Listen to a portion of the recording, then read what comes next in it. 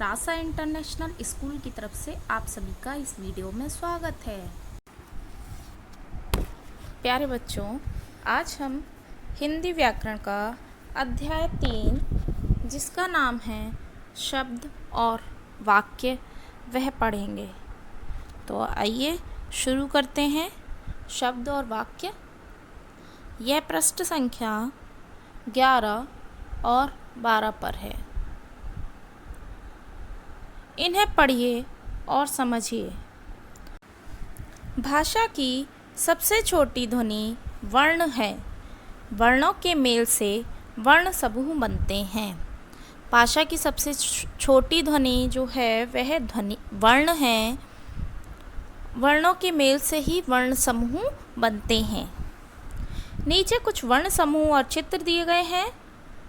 ट रम त ली ती रका, मटर, तितली, कार। उपयुक्त चित्रों के साथ दिए गए वर्ण समूह कई वर्णों के मेल से बने हैं। इन वर्ण समूहों ट रम त लिति रका का कोई अर्थ नहीं है, परंतु इन्हीं वर्ण समूहों के वर्णों का क्रम बदल देने से बनने वाले वर्ण समूह मटर, तितली और कार का अपना अपना अर्थ है। ये वर्ण समूह कई वर्णों के सार्थक मेल से बनते हैं। इन्हें शब्द कहते हैं। अर्थात शब्द की परिभाषा क्या होगी? ऐसे वर्ण समूह जो सार्थक मेल से बनते हैं वह शब्द कहलाते हैं, या हम कह सकते हैं सार्थक वर्णों का मेल ही शब्द कहलाता है। पढ़िए और समझिए। मटर, म जमा ट जमा र, ये मिलाकर बना है 3 ध्वनियों से। कितनी ध्वनियाँ हैं इसमें? 3। तितली, तितली में कितनी ध्वनियाँ हैं? ति त ली, इसमें 3 ध्वनियाँ हैं। कार, इसमें कितनी ध्वनियाँ हैं? 2 ध्वनियाँ हैं। उपयुक्त शब्दों में 2 या 3 ध्वनियों का प्रयोग हुआ है, परंतु इन ध्वनियों के और भी टुकड़े हो सकते हैं। इनको हम और भी टुकड़े कर सकते हैं। कैसे कर सकते हैं और भी टुकड़े? म ट र, मटर के हम टुकड़े करेंगे तो म जमा अ जमा ट जमा अ जमा र जमा अ, ये कुल मिलाकर होती हैं 6 ध्वनियाँ।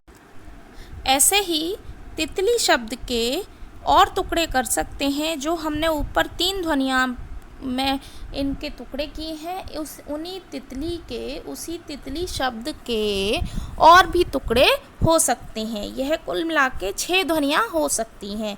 एक बार देखते हैं किस प्रकार। त जमा ई जमा त जमा अ जमा ल जमा ई मिलाकर बनता है तितली। इसमें कुल मिलाकर 6 ध्वनियाँ हैं। इसी प्रकार कार शब्द में क जमा आ जमा र जमा आ, इसमें कुल मिलाकर 4 ध्वनियाँ हैं। अब इन ध्वनियों के और टुकड़े नहीं हो सकते हैं।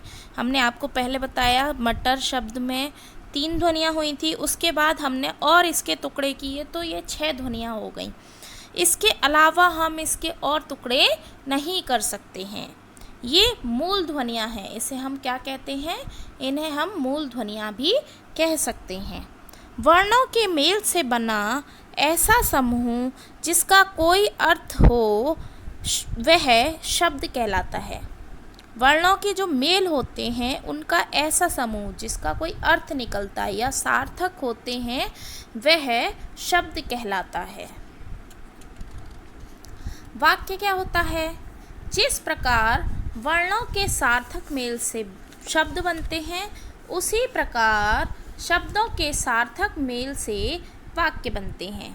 जिस प्रकार वर्ण के सार्थक मेल से शब्द बनते हैं, ठीक उसी प्रकार शब्दों के सही मेल से या सार्थक मेल से वाक्य बनते हैं। नीचे दिए गए वाक्यों को पढ़िए और समझिए। नीचे कुछ वाक्य दिए गए हैं, इनको पढ़कर समझते हैं। सुधीर खेलता है, धोबी कपड़े धोता है, नवीन अपनी किताब पढ़ता है। उपयुक्त 3 वाक्य दिए गए हैं। पहले वाक्य में 3 शब्द हैं। सुधीर खेलता है। पहले वाक्य में कितने शब्द हैं? 3 शब्द हैं। दूसरे वाक्य में 4 शब्द हैं। दूसरे वाक्य में कितने शब्द हैं? 4। धोबी, कपड़े धोता और है। तीसरे वाक्य में 5 शब्द हैं, जैसे नवीन अपनी किताब पढ़ता है। यह कुल मिलाकर इसमें पहले जो हमने पहला वाक्य पढ़ा था उसमें 3 शब्द हैं, दूसरे वाक्य में 4 शब्द हैं और तीसरे वाक्य में 5 शब्द हैं। प्रत्येक वाक्य का अपना अर्थ है। प्रत्येक वाक्य का अपना अपना अर्थ है और इस प्रकार क्या हम कह सकते हैं, शब्दों के मेल से बने ऐसे समूह को जिसका कोई अर्थ हो उसे वाक्य कहते हैं। शब्दों के मेल से बने ऐसे समूह का जिनका कोई अर्थ हो, या फिर हम कह सकते हैं ऐसे समूह को जिसका कोई अर्थ होता है उसे वाक्य कहते हैं। या सार्थक समूह जो होता है, सार्थक समूह है शब्दों का, उसके मेल को वाक्य कहते हैं। यदि हम इन वाक्यों में दिए शब्दों के स्थान बदलकर लिखें तो ये शब्द इस प्रकार होंगे। ये किस प्रकार होंगे? जब हम इनका वाक्य जो हमारे हैं उसका अगर हम परिवर्तन कर दें, स्थान परिवर्तित कर दें, तो वह किस प्रकार होंगे? है सुधीर खेलता, धोता कपड़ा है धोबी, किताब पढ़ता अपनी नवीन है। तो इनका अर्थ नहीं निकल रहा, सार्थक अर्थ नहीं है, इसलिए इन्हें हम वाक्य नहीं कह सकते हैं। इस प्रकार लिखने के ढंग से इन वाक्यों का अर्थ समझ में नहीं आ रहा है। ये सुनने तथा पढ़ने में भी अटपटे लगते हैं, इसलिए इन्हें वाक्य नहीं कहा जा सकता। वाक्य में शब्दों का सही क्रम में होना ज़रूरी होता है। वाक्यों का क्या है? वाक्यों का सही क्रम, शब्दों का अगर सही क्रम है तो वह वाक्य कहलाते हैं। आइए एक बार दोहरा लेते हैं।